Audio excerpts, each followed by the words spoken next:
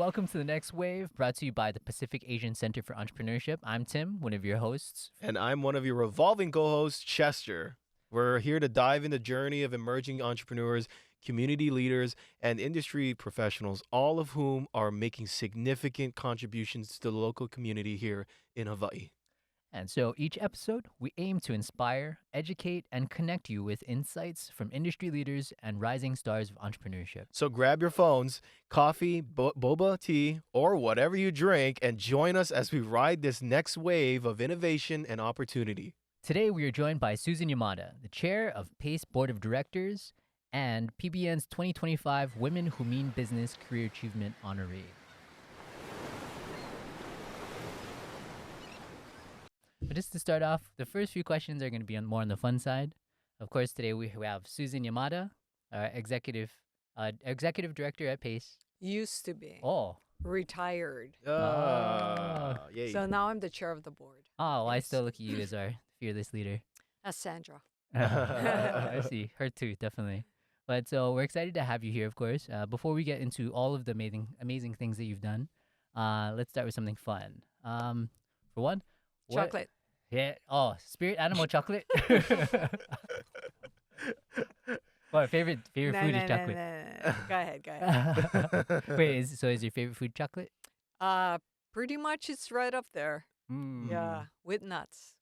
Oh, gotta have nuts. Walnuts, almonds, any kind? Almonds are good. Pecans are good. Yeah, pretty much. Yeah, those two are my favorite. But Oh, nice. Pistachio. Yeah. I love pistachios. I just had a really great chocolate halpia cake from Diamond Head Grill.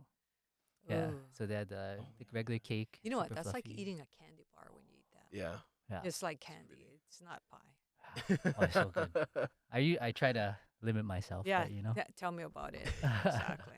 Story Okay. of my life. So, what's the perfect weekend for you? A perfect weekend for me is kind of getting up whenever I want to get up. I like to read the paper, have my coffee, play with the dog a little while. Then, if it's Saturday, I do my wash. So super exciting, like I can go on and on, pay my bills. Just take it easy. If golf Mhm. is on, if it's a good tournament, I like to watch golf in the background, read, go out to dinner, but just chill. I mean, literally, I like the weekend because generally I never have to look at my calendar and go, what's next? Mm-hmm. So I like that freedom. So, that's interesting. So, I know we're gonna jump into this later, but so were you always like this? Or was the perfect weekend maybe 20 years ago for you? Like, oh, wake up at 6 a.m., go for a run, do like 2 hours of business, and then be bang, bang, bang. All right. So 20 years ago was not much different than it is now. Maybe 40 years ago, I would still get up late, probably later, probably go to the beach, surf, hang out with my friends. I can't remember what we did at night. Probably went to the club late. Yeah. So no, I never was like a total workaholic. Interesting, huh? Good balance. Yeah. Yeah. Or maybe the Kaneohe countryside kind of It thing. was, totally. We understand when we want to have Kind of fun, laid we have back, fun. want to have fun. Yeah. Yeah. But we work, we work. That's right. That's right. You got that. So yeah, sorry. Yeah, so so then, looking at your life now, what was the thing that got you to shift from being that chilled, laid back to now I just want to conquer the world? So let's see. I mean, when I graduated from CASO, my math scores were so bad that I couldn't get into UH, actually. So I had to go to KCC. Spent my first 2 years there, passed Math 100, so I could come to UH. And I mean, just barely finished UH. I didn't even want to finish. I wanted to just play with my friends and go to the beach. But I really wanted to move to Maui.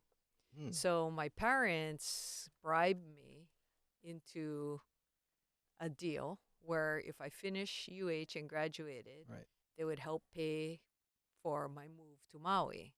And so that was compelling enough because I could never move on my own. Right. How do you do that? I wouldn't know the first thing. So graduated, I have family there, so my uncle let me stay at his condo for under market. It was a nice setup, and I went to work for the Maui Marriott. Mm. Um, After 2.5 years there, or 2 years, let's say, Maui got really small. Mm. You're just doing the same thing. You're Right. like barbecuing after work, going to the beach, watching the whales. I mean, sounds idyllic, but like you're in your early 20s, Right. right? It's like, okay, want something more. So I had the opportunity to transfer to California, and I could have picked between two properties, Torrance and Santa Clara. Got it. So I go, oh, Santa Clara looks like it's closer to the ocean. And you grow up, I love the water, to the beach almost every day, see the water every day. Right. Mm-hmm. So I go, okay, that's very important. So I'm going to go to Santa Clara. I get to Santa Clara, and it's in a valley. You don't see the water. I probably would have seen, I don't even know if I would have seen more in Torrance. But anyway, that's kind of a rude awakening. You have to go over the mountain to get to Santa Cruz, which is about an hour away because you got to go over this windy path. Mm. So I spent a couple years in Santa Clara, and then I met my future husband, who is not my ex, but that's another story. And realized I don't like to move. I don't like relocating. It could be the Kaneohe. It's like I have my same friends. I know where I'm going to go, Right. you know, to the market, whatnot. So Overall humbug. Huh? I Yeah. totally out of my comfort zone. Yeah. And I didn't like it, right? And so I go, okay, I'm going to go back to school. I got my MBA at San Jose State. And then the valley was taking off. That's Silicon Valley. Santa Clara Valley is now Yeah. Right is on that becoming time. Silicon Valley. That's when it Yeah. blew up. So early technology days. I mean, Mhm. it was like when the PC was first coming out, right? The laptops, portable computing, way before the internet. Okay. Mm. So I got into the technology industry at that point. This was like 90s or This was This is in, pre-90s, yeah. that Yeah. was like right around 90. 1990 Oh. is when I got in. And then, things just started taking off. Uh-huh. I had a few other jobs after, my first job out of San Jose State was I was an analyst at this market research firm, got to know more about the business. I was a business manager at a head injury rehab, so I was like, in the healthcare industry for a little while. And then I had an opportunity to rescue, I guess, with quotes, a failing publishing company. Interesting. And it was a magazine Right. that came out, and it was called Upside Magazine. And Upside's focus was on the business side of technology. Now, and it was unique. Okay, so that sounds really weird now, but Forbes, Fortune, all the Business Week, all the mainstream business magazines did not cover technology Huh.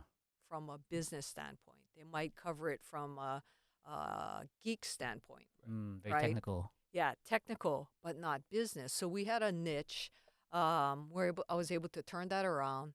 And that took a lot of tenacity, a lot of belief, because we had 6 months of cash left. It was venture financed. Oh. And so the whole thing was you're going to turn it around in 6 months or you're out of a job. And they had just done mass layoffs. And so in 6 months, I think we have shown that we were on the road to recovery. We got a little bit more money. And then by 9 months, we were profitable. Nice. So that was, I think, the turning point for me, because I really enjoyed kind of living on that blade's edge. Interesting. Yeah. I thought, oh, okay, I'm gonna be the CEO of this small company, and then eventually I'm gonna go run Microsoft. Bigger, right? Right. And right around when Upside had about 20 employees, it was like I did not like it anymore, because now you're managing a lot of people. Once you start making money, then everybody wants stuff. Yeah. They want another employee. They want a bigger budget. And I just preferred when we had nothing and everybody was in the canoe and everybody was paddling as hard as they could. To get it off. Yeah. Otherwise, you have no game over. Right, Literally, right. I'm like Monopoly, right? Once you run out of money, it's game over. Everybody go home and find something else to do. So just having that kind of that dedicated focus of we have to make it work. We have to work as a team. We have to work with little.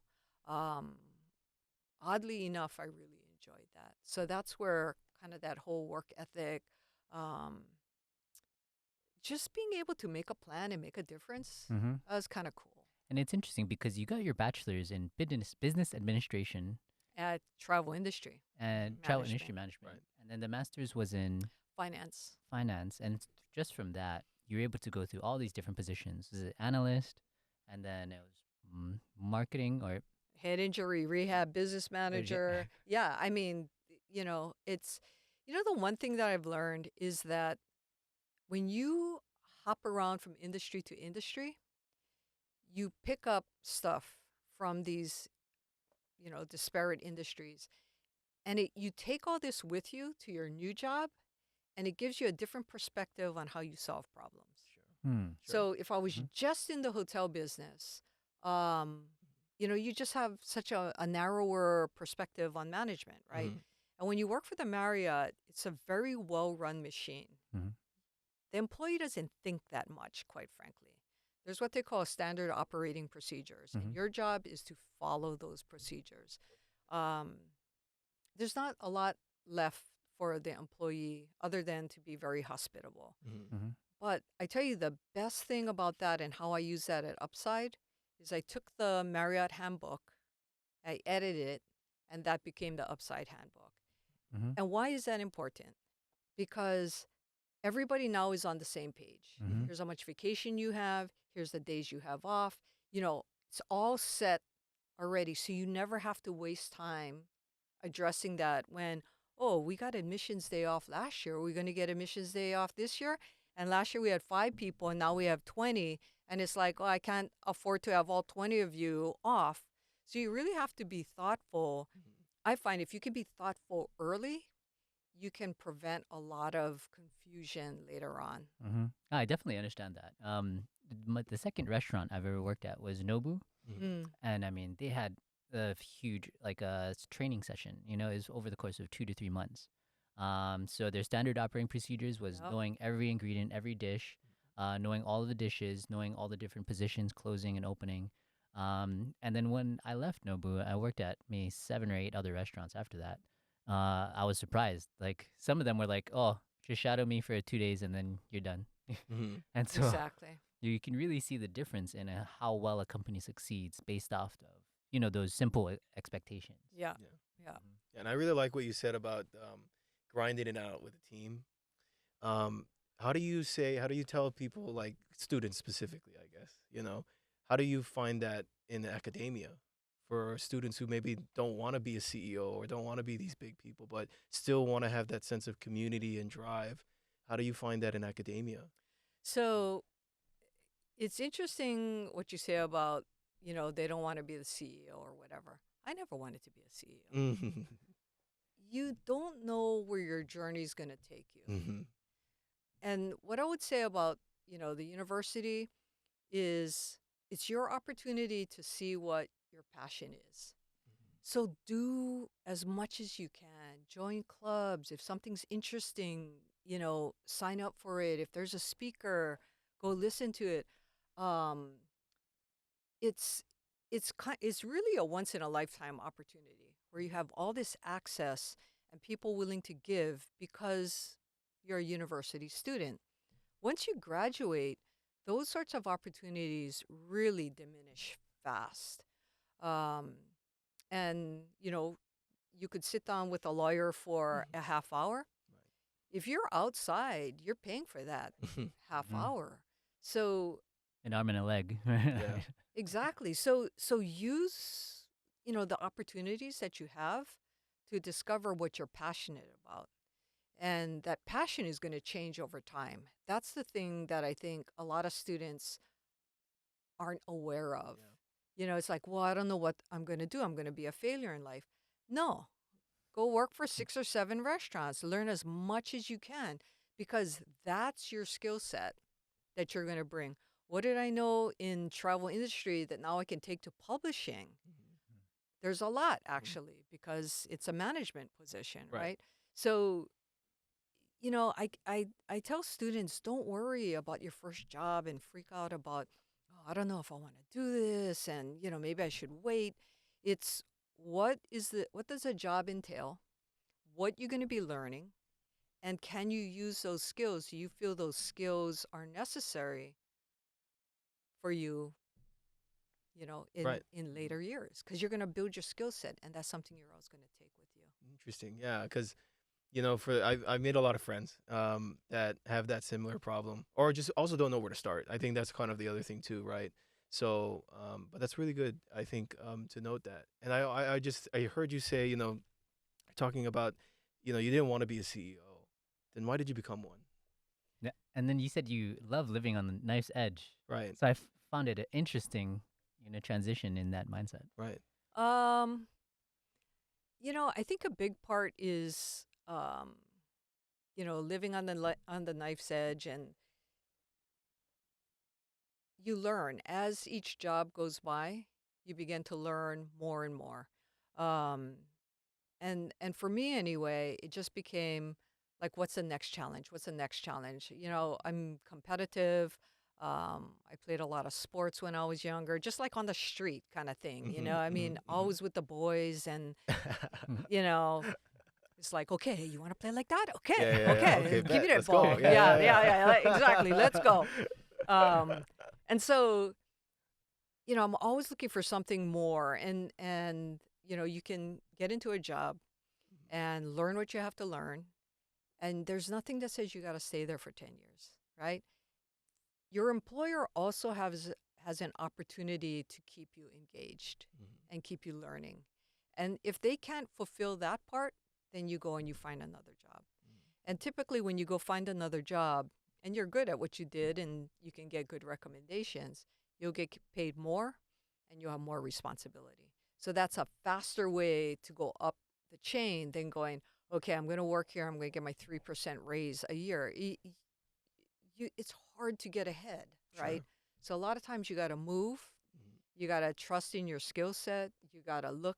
You have to be proactive, Sure. 100%. because if you're just going to sit back and just say, I'll take whatever gets me. Yeah. yeah, Yeah. then you're going to stay there. And I'm not saying that's good or bad. Everybody makes their choices, right? But I just found like I really like that risk. Um, it's a huge challenge, and liking that is rare, Yeah. Yeah. Very rare. right? Yeah. People Yeah. like stability, certainty. Predictability. Exactly. Right. Comfort. Exactly. And so there's a lot of people who like that. Sure. So that's your competitive pool. Mm-hmm. If you like to live on the edge and here's an opportunity, that's when I went to go work for Trustee. Mm-hmm. That's when the internet came out. And so Trustee opened up. Wasn't my idea. None of the businesses I ran were my idea. And that's why I tell students, ideas are a dime a dozen. So Definitely. don't be afraid to tell other people what your idea is. Nobody wants to work that hard to actually make it a reality. 100%. I agree. The hard part is execution. Actually doing it. Totally. Yeah. And so, Totally. was Trustee the company you'd say really changed things for you during that time, especially with the big boom, the internet All boom? right. So, your Trustee is all about online privacy of your personal information. And in order for the World Wide Web to be worldwide, American companies had to protect the information, the personal information, your name, address, Mm-hmm. social security. Well, you can't sell social security numbers, but Yeah. all your contact information, because it's required by the European Union and Asia. Your personal information is yours. Mm-hmm. I, as a retailer, can't sell it. Hmm. So if I have to fill out a warranty, I, as a retailer, can only use it for warranty purposes. Okay. In the United States, that's why back in the day, your mailbox was kind of like spam, just a ton of unsolicited mail, advertising, wanting you to do stuff. That's the way it was done. So in order for Amazon, for example, to sell to a citizen in Europe, right, a German person, they had to have these certain privacy policies and promise the consumer that they wouldn't sell their personal information. Right. Okay, huge shift in the mentality of these web companies. When you think about how they were valued, was how many eyeballs. You hear that? Yeah. Okay, how many eyeballs do Sees you it. get on your site? Yeah. Right? The more eyeballs, the more they can charge for advertising. Sure. So it's a totally different mindset now for these internet companies that they have to now protect personal information. So there was this idea floating around, and the reason I took that job, because I needed to hone my public speaking. Interesting. No, you did not. I did. No, you did not. I did. That's I insane. promise. That's why I can talk to you guys, however, because I Wow. had to go out and I had to explain to the Yahoos, to the Amazons, to the Microsofts why they needed to put a privacy Got it. policy on their website. Got it. The privacy policy is a contract. Yes. You cannot, then go and sell the information or you can get sued. It's huge, right? Yes. So it was like selling ice to Eskimo. Yeah. But the big thing was, truly, if you wanted to sell all over the world, you had to do this, or American companies could not sell to many European and Asian citizens. Yeah. That makes sense. Right? And Yep. so it's like, that's not the plan. The plan is world domination, right? Yeah. So they had to play. So we had the Department of Commerce in Washington, D.C. They were like, please, technology industry, you got to do this. We don't want to have to regulate you. Right. You have to self-regulate. So I had to speak in Washington, D.C. I went to Brussels in the EU. I had to give the presentation of what the Americans were going to do and why we should figure this to be a middle ground. Right. Wow, that's huge. Selling to the websites. And, at that point, there were so many websites. We came up with this strategy is, let's get the most eyeballs that we can. What are the top 100 most viewed websites? And that's our hit list. Yeah, that makes sense. Yeah. And so like doing all this and seeing this shift in policy and governments and all these things, I mean, that's so difficult. And so how do you see that now?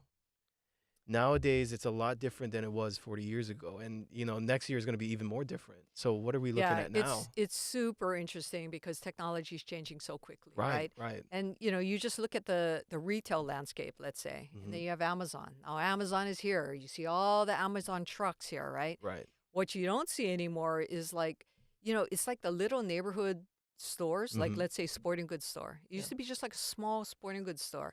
And you go in there and you buy whatever you want, right? The big box, what was that big company in Kaka'ako called? That big box store that sold Sport Authority. Sport Authority, yes. Okay. Yeah. Sport Authority put all those small guys out of business. Yes. Okay. Now Amazon put Sport Authority out of business. So everything is changing so quickly, right? Once people really understand what AI can do, it can do this interview with us. It can do that already. And it probably do a pretty good job of it. Oh, I'm sure. That they won't even know that we're not, it's not us. the three of us talking. So that's an opportunity that's going to revolutionize the way we do things. So I think you always have to keep your eye on what's on the horizon and how it can affect you. Just because everybody's not using AI now doesn't mean that it's not going to work. Right. A lot of it can just be embedded in stuff you don't even know. Right. But it truly is amazing. Interesting. So you say, so what do you say to people who are kind of in the security risk assessment towards like AI? Like they're very risk adverse. They're like, oh, it's scary. I don't even know who I'm talking to. It's less human. We're becoming less human. And, how do you address those kind of things like with people? So we've been addressing that kind of stuff for the past 25 years, right. Yeah. 30 years, right? When the internet came, it's exactly the same conversation that they were having. Why we even having trustee, right? It's privacy issues. It's online dating, right? Everybody's like, well, there might be a troll or somebody might be just not who they say they are and take advantage of you. Catfishing, right? Yeah, catfishing. And so it's the same issues. Kind of like Interesting. Uber, right? Getting into a stranger's car and just Yeah, driving Right. I right. somewhere. mean, Any progression that's unusual, people Mhm. are going to be a bit afraid of. and then Uh, all of a sudden it takes off. And then it's normal. Exactly. It's still kind of weird, but when you think about it, but But it makes sense at the same time. right, it's yeah. satisfying a need, right? That's why we always are focused on when students come in or I talk to anybody about starting a business. I mean, you and I talk to him. It's like, who's your market Mhm. and what do they want? Just because I might want something, I mean, you guys, who are like 40 years younger than me, Want the same thing. want the same thing. Right. So if I'm the market, fine, talk to me. Otherwise, talk So- to you guys. right. Mm-hmm. Right. Wait, sorry, just to make a slight turn.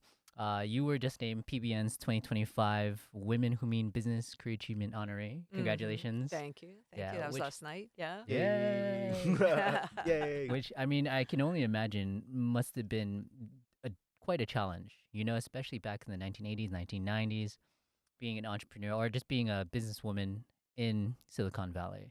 I guess can you tell us more about that? How did you handle it? What was it like being a woman in Um, leadership? I can't really say I faced much discrimination. I didn't feel it anyway. Oh. I think in Silicon Valley, it was all about the idea and the execution. Mhm. And if you did have those things, then you would find funding. It was all about Mhm. the actual execution of the idea. I was in the right place at the right time. So much money was flowing in Silicon Valley. Mm. Um, it was good money chasing after bad. There was so much money coming in, and investors were making so much money because anything internet was just Skyrocketing. blowing the roof off. Exactly. So, Do you think it was a mindset then? That I mean, interesting. I would imagine most people would feel like, oh yes, I was discriminated against. all right. Come off So, in certain ways. you know, if you ask me, was gender ever an issue? I would say yes, Hmm. at times. Mhm. But sometimes I think we need to just move on from it I and agree. not make it a federal case. Sure. Okay. When I had my daughter, I was working at Trustee and no, sorry, Upside. And, one of my board members said, "Oh, are you going to come back to work after you have the baby?" And I'm just like, "Did you go back to work after your wife had the baby?" I mean, it's like, what Yeah. I don't think anybody would ask that question now, but, I could have fought and said my smart ass comment, but, you just said, "Yeah, I'm going to come back," and just let it go. Yeah. I mean, sexual harassment is different from older guys making a comment that Sure. is probably perfectly, you know, Is that? appropriate back in the day. Mm-hmm. So you can't be overly sensitive. You got to kind of keep your eye on the ball. I find, Mhm. when people get upset, I always tell them, is it a major problem? Is it a minor problem? And this is advice that I got from my manager when I was on Maui working on the Marriott, because I would be so upset because they didn't put their initials, that they, completed this work. And my boss just said, "Susan, is it major or is it minor? You got to just let the small things go and focus on the major Mm-hmm. problems." Right. And I was like, "Oh, wow, duh." It's like, okay. Yeah. And so I try and do that. So, you can always find somebody who might make an inappropriate joke Right. or, say something racially or gender discriminative. Right. Um, but I would say, you know, unless it's a real habit consistency type thing, if you can just talk it out, talk it out. Right. Mm-hmm. Just maybe they don't even know, right?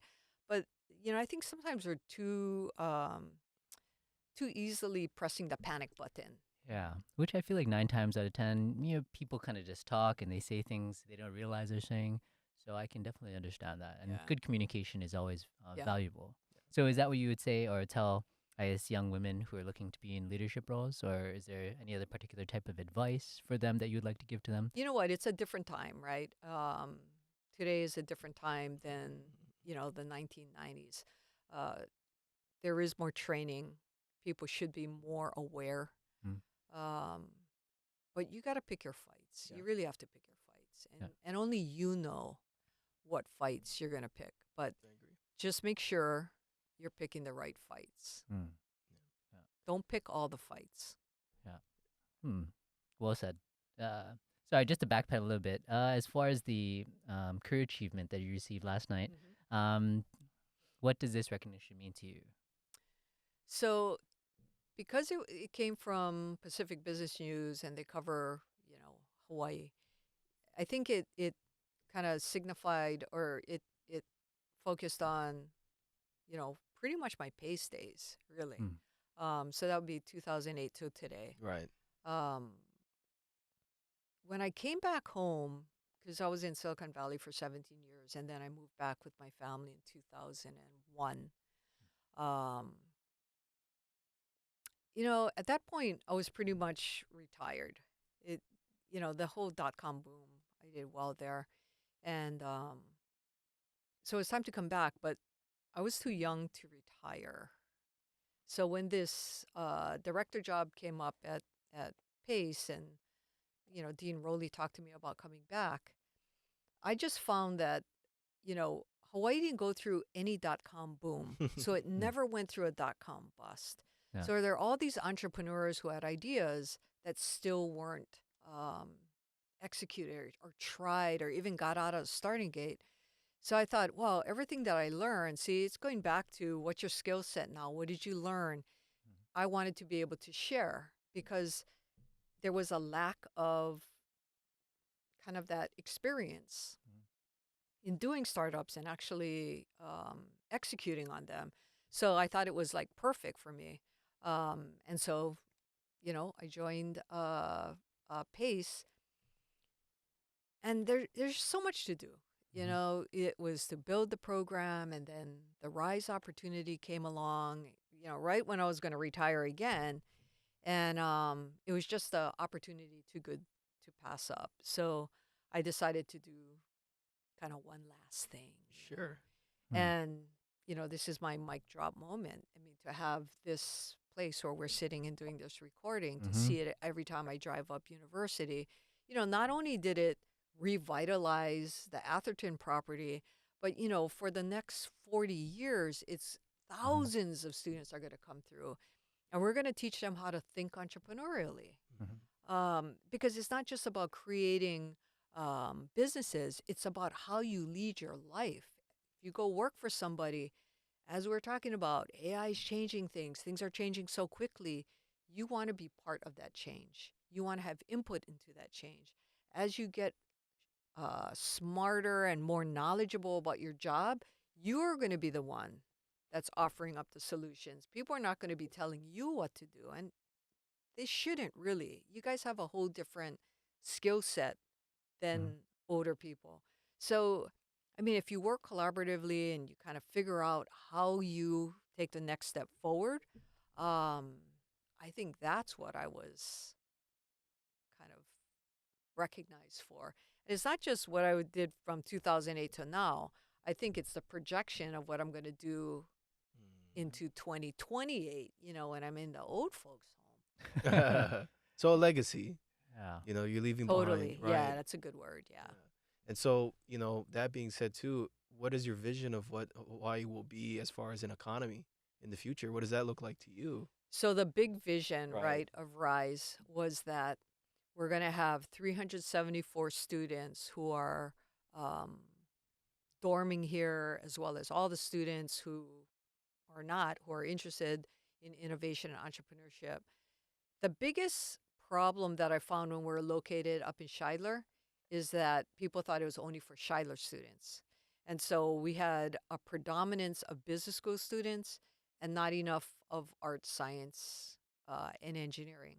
So hopefully, now that we're in kind of neutral ground and we're open to any student, we will get a better mix of teams that have technical, business, art, and they can all take their strengths, and the business idea is generally always better.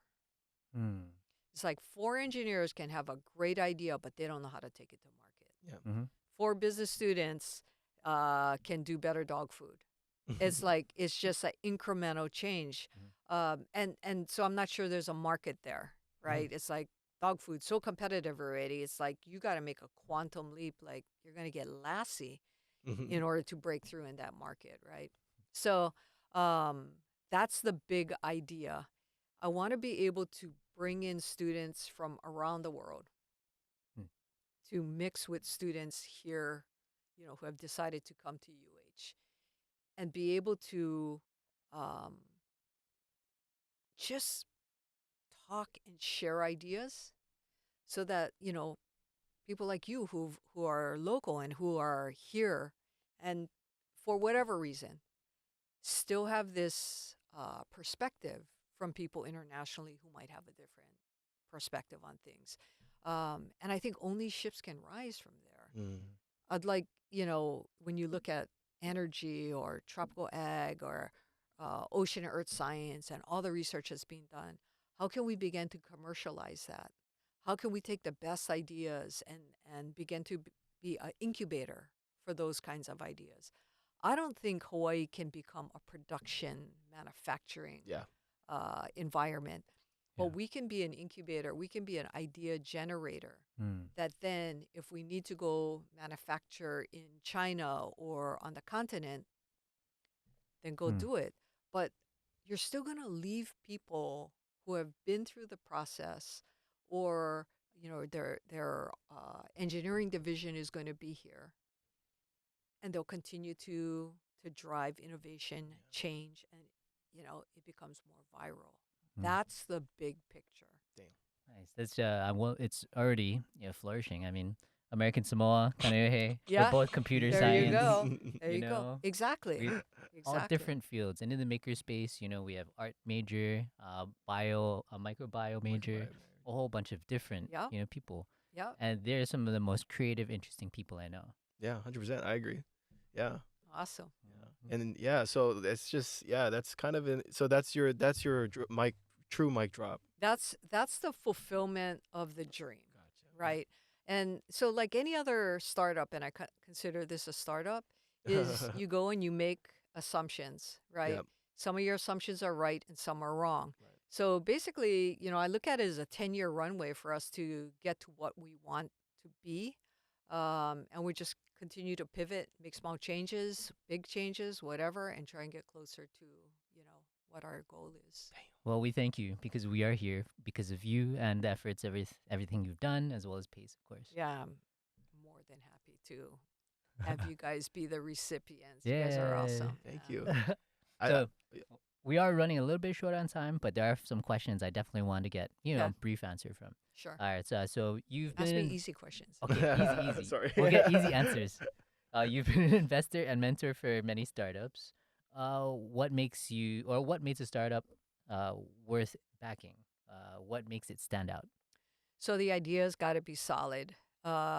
Generally, I think investors, if you pitch them idea, they immediately will go to a question on something that doesn't sit right. It's a gut call, frankly. And if you can answer that question or you can alleviate their concern, then you start looking at the management team. How committed are they? What kind of diversity do they have in their management team? Has anybody done anything like this before? And a big part of it is a leap of faith, right? It's angel investing is gambling, is what I say. It's like, don't invest more than you can afford to lose because most times, I don't know, 7 out of 10 times you're going to lose all your money. Yeah. Right. But the 3 times, maybe 2 you make back your money and 1, of your original investment. And the 1 time you make up for all your losses plus. And that's why you need to have a diversified portfolio of at least 10 investments. If you can't make 10 investments, I would say don't do it. Because it's like putting all on red and going, okay, in fact, that probably has a higher hit rate. Yeah. But it's like, I'm going to put all on number 10.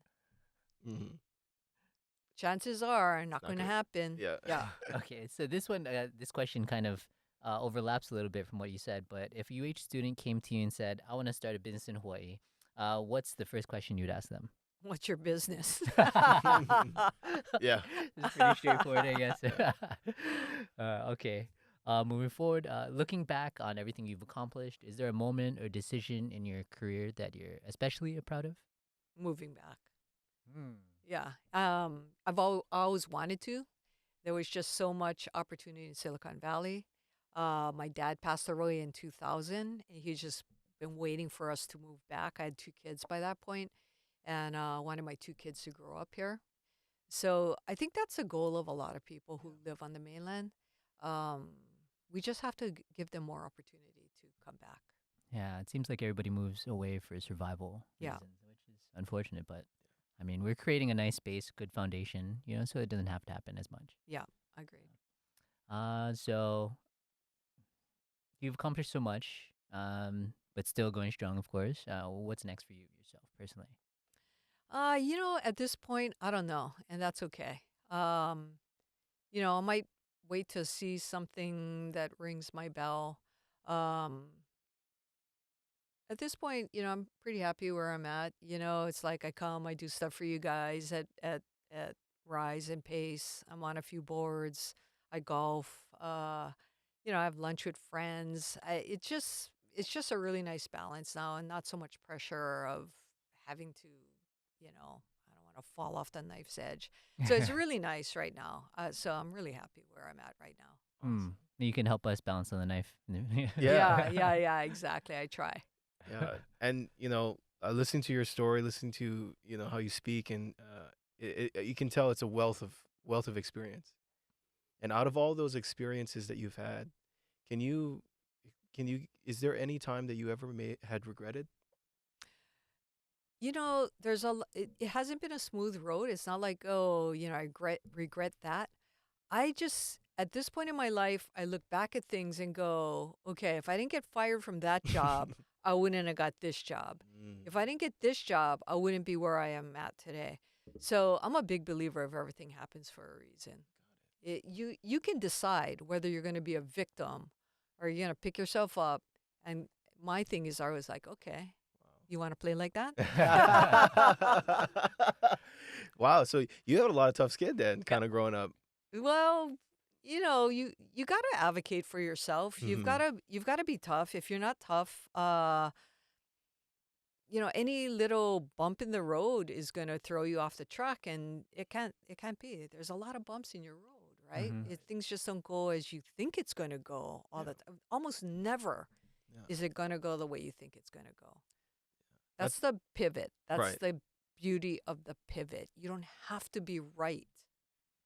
Hmm. That's very nice because looking at it like nearing end of life and all that, and hearing you now, not in saying you're end of life or anything, Yeah, but I was like scared for a moment. It's like, what do you know that I don't yeah, know? someone's at Yeah, the car. yeah. No, but it shows that like right now I know a lot of people who have the regrets that just in my age range and even younger, but knowing that hearing from such wiser and more experienced people, it's just that doesn't matter. That doesn't factor in my end of my life Yeah, or even close yeah. to that. That's like you said, all of my suffering has meaning. It does, and it Yeah. helps you grow into a better person.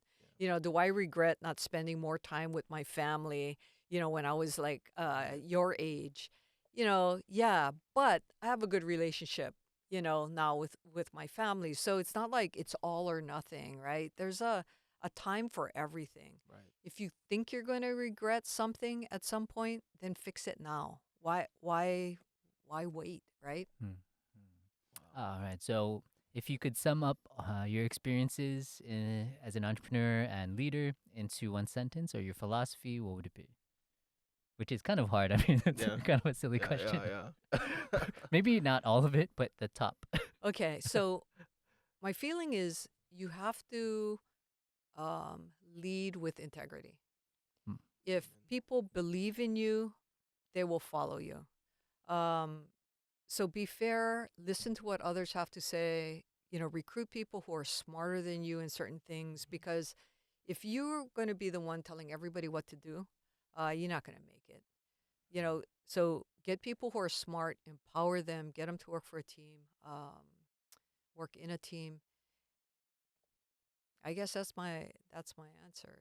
I love you that. know, Yeah. and just be honest to yourself. Don't compromise because it's a slippery slope Hmm. if you try and fake it. Yeah. So yeah, just live with aloha. Lead with courage. I like that integrity. I love You never go wrong if you Yeah. live by your rules, Right. live by the Right. things you believe in. Exactly. Beautiful. Okay, well, we have one last fun closing All right. rapid fire round. Okay. You want to do the Sure, I honors, could do it. Yeah. Chester? Okay. So, your favorite place Chocolate. to grab coffee. Home. Okay, book or podcast that you're loving right now. I'm sorry. Book or podcast that you're loving right now. Oh, probably podcast. Okay. Oh, what kind of podcast? Well, it's our actual audiobook. Oh, okay. Yeah. What is it? It's a audiobook on Viola Davis, Oh, really? the actress. Yeah. Yeah. Yeah. Oh gosh. Okay. One thing you do every day that sets up for success. Walk my dog. Oh, love that. If you could have dinner with any entrepreneur, past or present, who would it be? Oh, wow. Rapid fire. I know. I don't know. Steve Jobs. I don't know. I was gonna say the same thing. Best piece of advice you ever received. Big problem or small problem? Ooh. Love it. Okay. Yeah, that was it. That was pretty All much the rapid fire right, round. Well, this has, of course, been a great conversation. It's always wonderful seeing you, Susan. Yeah, same here, Tim. Yeah, if- Chester, Thank nice you. to meet Nice you. to meet you and too. Yeah, I Yeah. hope I see you around. Yeah, you definitely will. I'm here quite often. Yeah, she's now one of our new pace leaders Yeah, coming that's up. what I heard. yeah. Yeah. Oh, Congratulations. No, yeah. thank you. Give it a year, you won't be saying the same Yeah, things. yeah, Oh my yeah. God, Chester! Oh Yeah. no! Oh, You damn said it. No, I don't think so. I don't think so. I'm just here for the food. Yeah. No. You know what? Food, fun, and funds. Friends. Oh. Funds. For PACE programs, you have those three. You got people. Yes.